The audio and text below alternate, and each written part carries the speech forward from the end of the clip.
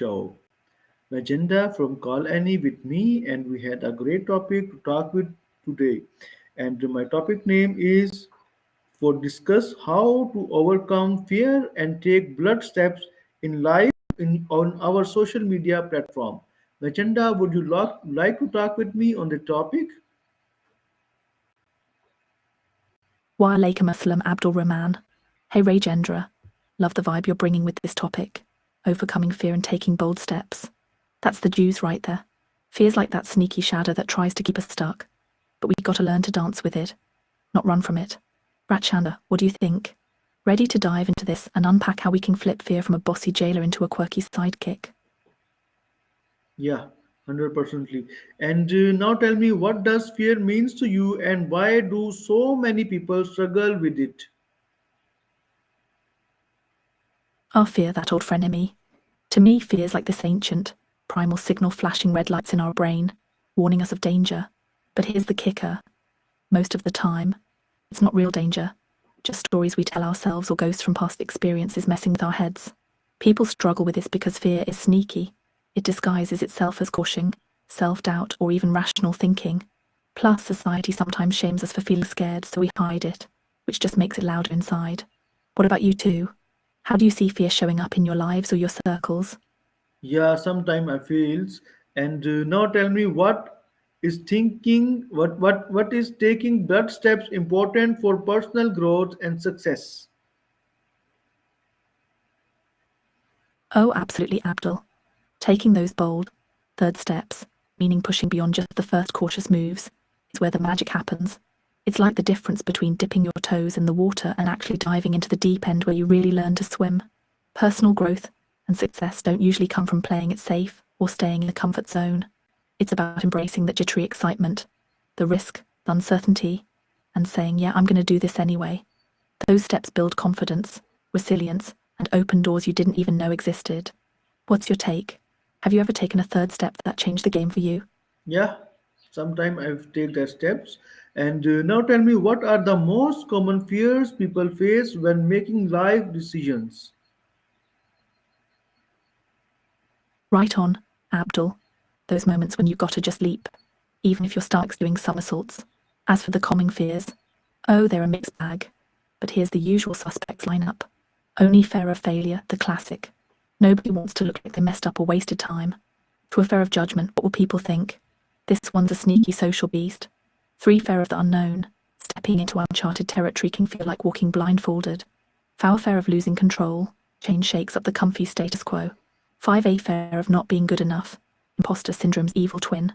These fears can freeze people in place or make them second guess every move. But here's the trick. Awareness is power. Once you spot the fear, you can start to question it, challenge it, and maybe even befriend it.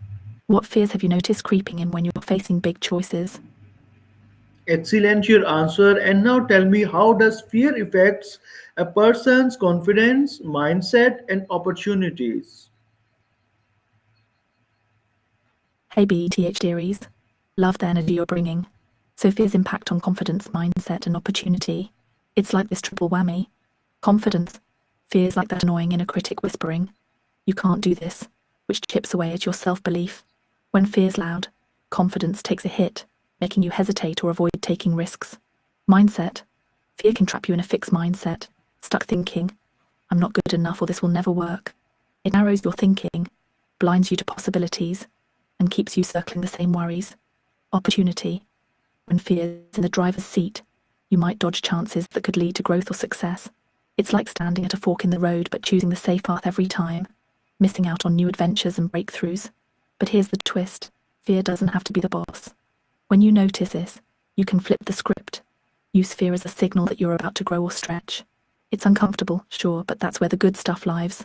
What about you? How Yeah, do you see fear messing with or maybe even motivating your confidence? And right on, Abdul. yes, Sometimes a simple surely agree with you.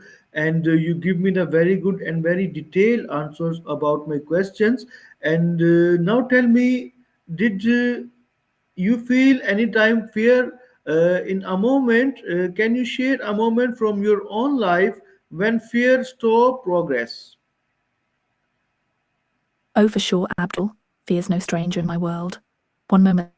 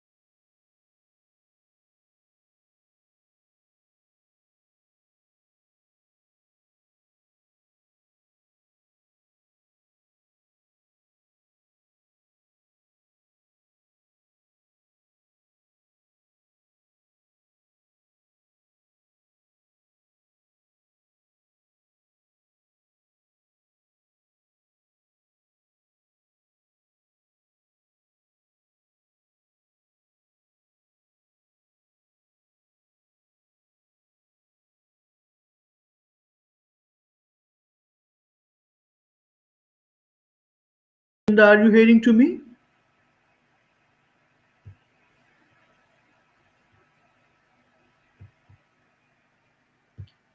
Magenta, are you hearing to me now? I think I'm going to call.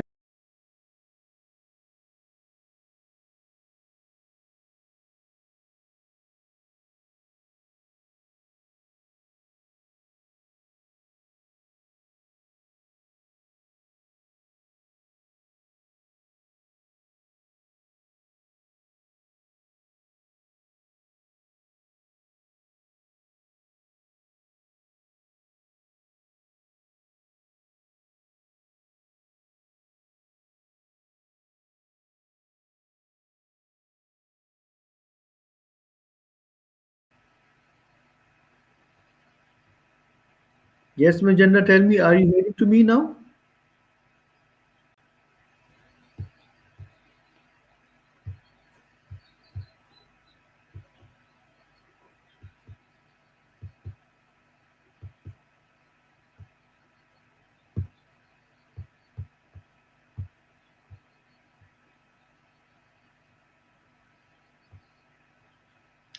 Magenta, are you hearing to me now?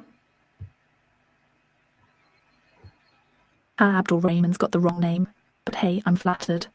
Tell him Magenta's always ready for a spontaneous walk through some wild inner or outer terrain. Okay. Just gotta know where we're starting from.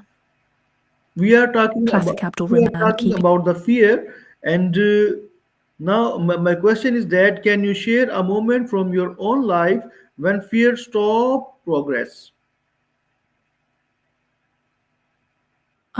Now we're cooking with gas. Fear stopping progress. Been there, done that, got the metaphorical t-shirt. One time, I was about to launch a big creative project.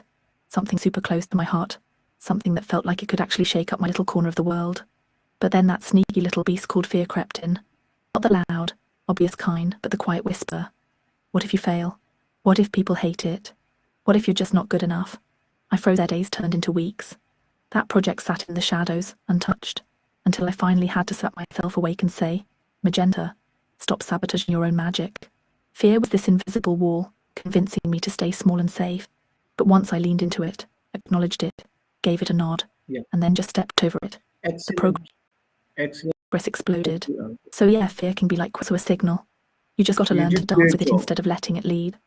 What about you? That's very good. How, yeah, I'll just create a job. Yeah. You did great job. And now tell me, what are some practical daily habits that help reduce fear? Ah, now we're talking. Practical daily habits to kick fear's ass before it even shows up for coffee. Love it as my quick hit list from the trenches. Only morning check-in. Spend 5 minutes naming what you're feeling. Give fear a label like, hey fear, I see you lurking. It's like shining a flashlight in a dark room. Less scary when you know what's there. Turmeric removes. Break down whatever's scary into tiny, bite-sized steps. Fear hates small wins. They build momentum and confidence. 3 mindful breathing. When fear hits, drop into your breath. Slow, deep inhales and exhales set your nervous system and stop the panic spiral. Foul journaling. Write down your fears and then write a counter narrative. What's the best case scenario? That's What's the very good. lesson if things go sideways? Yeah, excellent. 5 a physical movement. Excellent, your answer. Now tell me, how does positive self-talk and mindset reshaping help someone face their fears? Now we're getting into the juicy brain rewiring zone. Positive self-talk and mindset reshaping. They're like your personal hype squad and mental architects all rolled into one. Here's the deal. Fear loves to camp out in the negative loops. I can't. What if I fail? I'm not good enough for runs. Positive self-talk flips the script by rewiring those loops.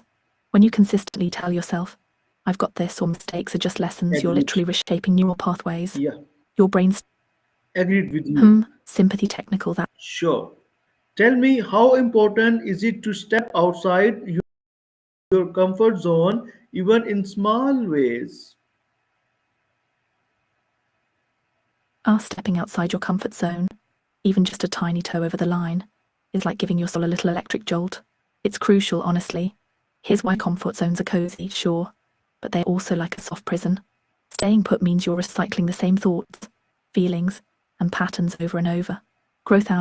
It doesn't hang out there.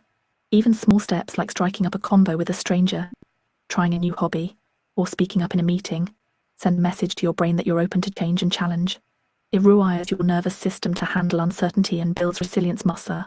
Plus, those baby moves outside your comfort zone accumulate. Excellent, They're like micro excellent. adventures that expand your world bit by bit, making big leaps less scary and more doable. Very good. What's one tiny, brave move you've made recently that shook up your comfort zone? That's the Or great one. something small you've been eyeing but haven't dared to try yet? Sure, Let's agree right with back you. at you. Magenta, tell me what should people do when fear returns even after progress? Ah, the classic fears back, even after you've leveled up conundrum. Totally normal, by the way. Fears like the clingy ex who just can't take a hint. Here's the lowdown. When fear returns, it's not a sign of failure or weakness. It's your brain's way of saying, hey, something's still unfamiliar or important here. So, first step, don't beat yourself up. Welcome it like an old, annoying friend who's popped That's by very, very uninvited. good your Then answer. try this. Magenta, now I'm going to take my last question. That is, how can someone stay motivated and consistent while facing fears? Ah, Abdul Rehman, you're saving the best for last. Love that energy. Staying motivated and consistent when fear's lurking. That's the secret source of real growth. Here's my take. Own the inch in your wire. What's the deeper reason you're pushing through? Your values, dreams, or that badass vision of yourself? Keep that front and center. But chunk it down. Big scary goals. Break them into bite-sized, doable steps. Celebrate those mini wins. They fuel your fire. Throughout in ritual. Build habits that support your goals. Maybe a morning mantra journaling, or a quick walk to reset your brain. Vow self-kindness on tap. Fear can make you harsh on yourself. Flip the script. Be Okay, your own hype Magenta, squad, thank you so not your much. worst critic. You give 5. A me the visualize success. you give me very, very good answers of my question. I want to say really thanks to you and also the people who are watching this show. And at the last, now I'm going to ask that take care all of you. We will hope we will meet again. Allah Hafiz.